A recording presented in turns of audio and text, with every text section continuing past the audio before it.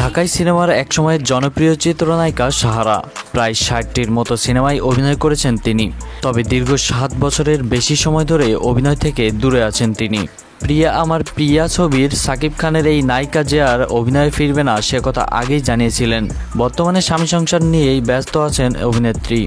এরই মধ্যে হঠাৎ সামাজিক যোগাযোগ মাধ্যমে নতুন করে আলোচনায় সাহারা। তার নামে ছড়িয়ে পড়ে অসংখ্য ছবি, যেখানে নতুন এক সাহারাকেই যেন আবিষ্কার করেছেন ভক্তরা। কিছুটা মুটিয়ে গেলেও সাহারার রূপে যেন এতটুকুও ভাটা পড়েনি।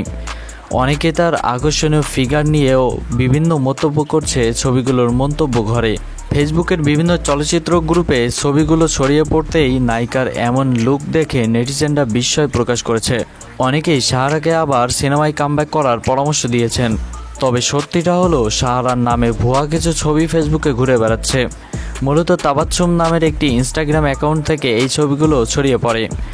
ছবিতে যে নারীকে দেখা যাচ্ছে তিনি সাহারা নন। তাবাচ্ছুম নামের ওই মেয়ের বডিতে সম্পাদন করে সাহারার মুখ বসানো হয়েছে। সেই ছবি নিয়ে নেটিজেনরা মেতে উঠেছেন। এ বিষয়ে সাহারার কোনো বক্তব্য পাওয়া যায়নি। খোঁজ নিয়ে জানা গেছে রাজধানীর গুলশান ১ নম্বরে অবস্থিত পুলিশ প্লাজার শপিং মলে সাহারা ফ্যাশন হাউস নামে তার কাপড়ের ব্যবসা রয়েছে। সেখানেই দিনের অধিকাংশ সময় ব্যয় করেন তিনি।